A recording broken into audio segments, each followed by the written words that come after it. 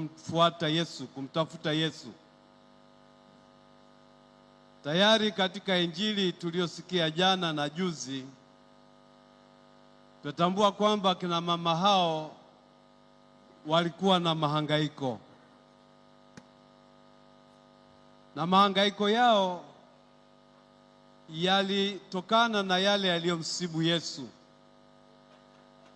kwamba alikamatwa, alidhalilishwa, akauawa kifo cha aibu, na kwao na kwa wafuasi wengine ikaonekana kwamba yamekwisha. Ikaonekana kwamba matumaini yao yamefikia ukingoni. Lakini kumbe sivyo. Kristo ameshinda mauti, ameshinda kifo, ameshinda dhambi. Ni mshindi na mtukufu. Na Kristo mfufuka anawatokea hao wanawake na anawasalimia, amani iwe kwenu. Nami nawatakieni amani ya Kristo mfufuka.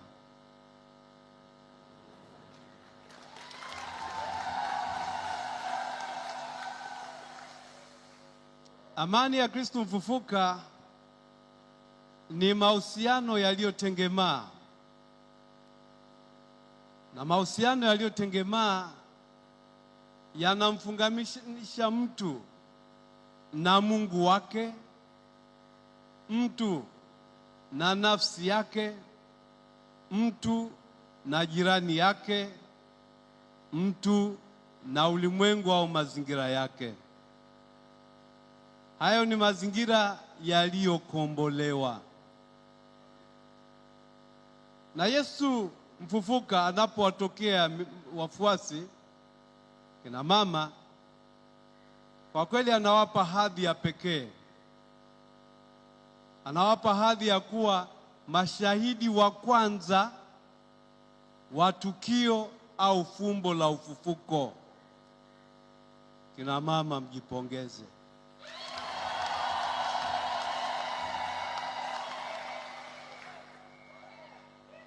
Manake mnaweza mkauliza, lakini Yesu si alikuwa na wafuasi, mitume, wateule wake, kina Petro, Andrea, Yakobo, wale 12.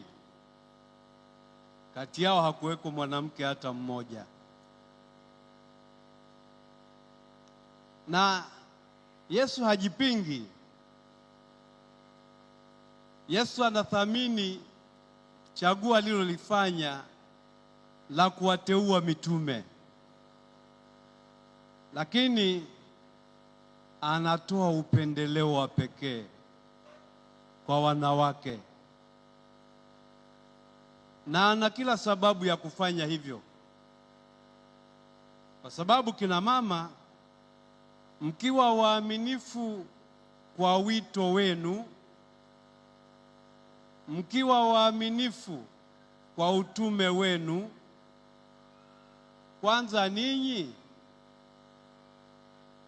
ni wahifadhi wa uhai. Ninyi ni walezi wa kwanza wa imani. Na ninyi ni wafuasi wa kutegemewa. Leo tumekutana na UKWAKATA hapa. Hebu UKWAKATA wa kina mama simameni.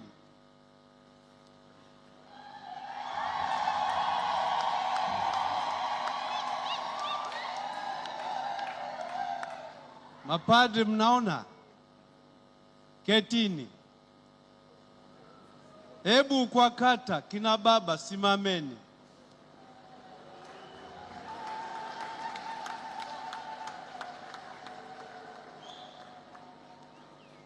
Eti ngoma droe. Ngoma sio draw. Wengi ni wanani?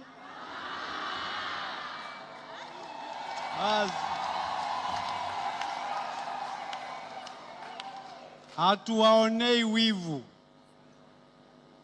hatushindani nanyi, lakini tunawaomba mtufundishe kuwa wafuasi mahiri, wafuasi waaminifu na wafuasi wafurahivu, tukitetea na kuishuhudia habari njema, wake kwa waume. Lakini niwakumbushe kina baba ketini, niwakumbushe kwamba ninyi mliopewa upendeleo wa kwanza wa kuwa mashahidi wa Kristo mfufuka, mwarithishe watoto wenu uhai, mwarithishe watoto wenu imani, mwarithishe watoto wenu wokovu, mwarithishe watoto wenu utu wema. Na katika zama zetu hizi, jukumu hilo la kurithisha uhai, la kurithisha imani, la kurithisha utu wema, la kurithisha uadilifu ni jukumu zito, ni jukumu nyeti. Mtutangulie kwenda kutekeleza hilo. Na Yesu mfufuka alipowatokea kina mama, aliwapa utume, waende wakawaambie mitume wamfuate Galilaya. Yeyote ambaye yuko makini anapaswa kujiuliza, Yesu anaposema wamfuate Galilaya, ana maana gani? Ndugu zangu, Galilaya sio eneo la kijiografia. Galilaya ni mazingira mbalimbali ya maisha yetu, ya maisha yenu. Itambue Galilaya katika familia yako. Itambue Galilaya katika ujirani wako. Itambue Galilaya mahali pako pa kazi. Itambue Galilaya katika changamoto zako. Itambue Galilaya katika uwajibikaji na mahangaiko yako. Katika makando hayo yote, kutana na Kristo mfufuka. Tambua uwepo wa mfufuka. Mwabudu na kumsujudia Kristo mfufuka, na muamini na kumfuata Kristo mfufuka. Katika somo la kwanza, napenda kuchukua tu mstari mmoja. Somo hilo ambalo tumelipokea kutoka kwa Petro mtume linahitimishwa na maneno haya: nasi ni mashahidi wake. Naomba mrudie. Hebu wanaume tu, nasi ni washahidi wake. Kina mama peke yenu, nasi ni mashahidi wake. Sasa hiyo ni kauli inayotoka moyoni au ni ngonjera ya kwenye ulimi tu? Inatoka moyoni Na kweli itoke moyoni. Hicho alichotamka Petro ambaye alimkana Yesu mara 3, lakini sasa anasimama kidete akishuhudia juu ya ufufuko wa Kristo. Nawe mbatizwa, unakitambua unakipokea na unajitosa kukiungama na kukishuhudia. Simama kidete, uwe shahidi wa Kristo mchana na usiku, masika na kiangazi, katika raha na katika tabu, katika mazingira yote. Na usiwe kigeugeu.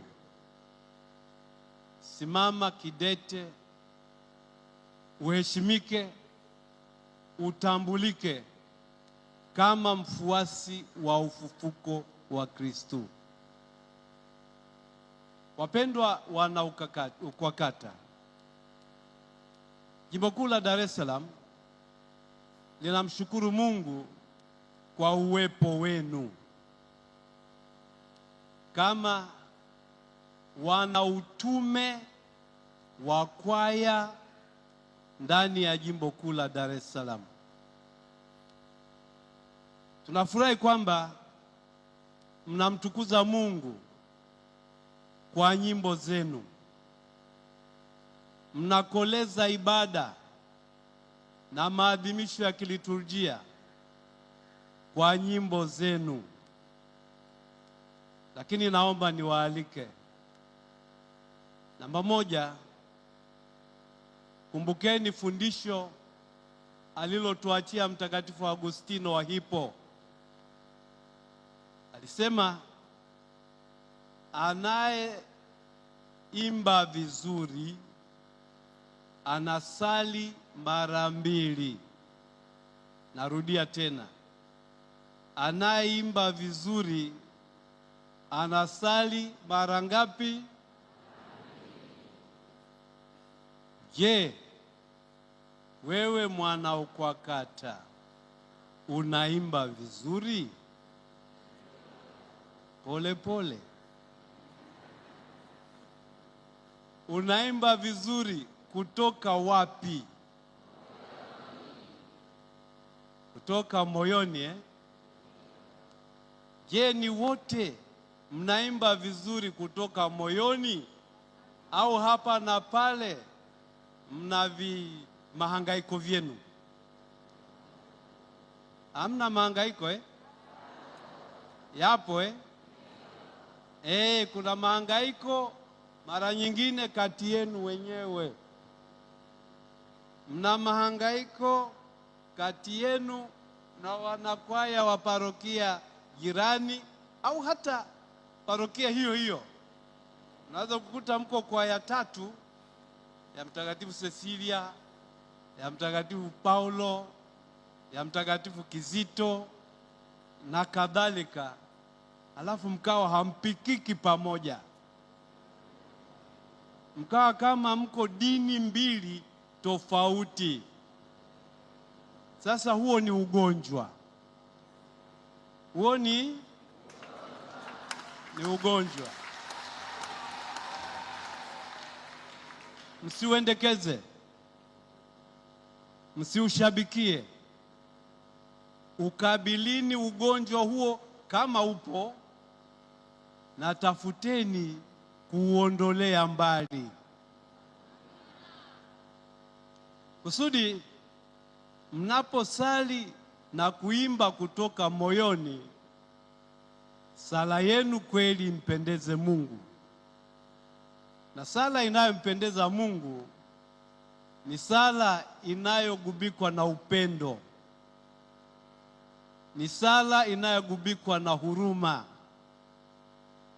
ni sala inayogubikwa na ukweli, ni sala inayogubikwa na haki, ni sala inayogubikwa na staha, ni sala inayogubikwa na uadilifu.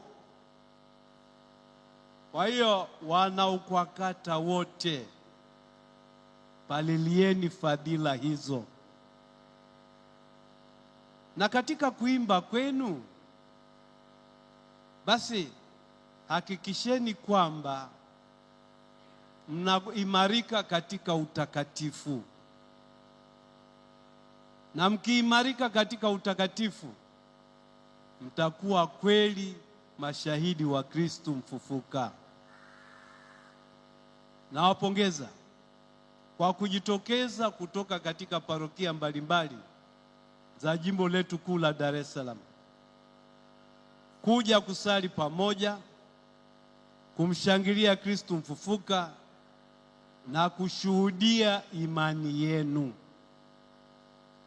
Basi Mungu aliyewajalia Roho aliyewasukuma kufanya hilo awadumishe katika ukweli wake na katika amani yake. Amani ya Kristo mfufuka iwe nanyi.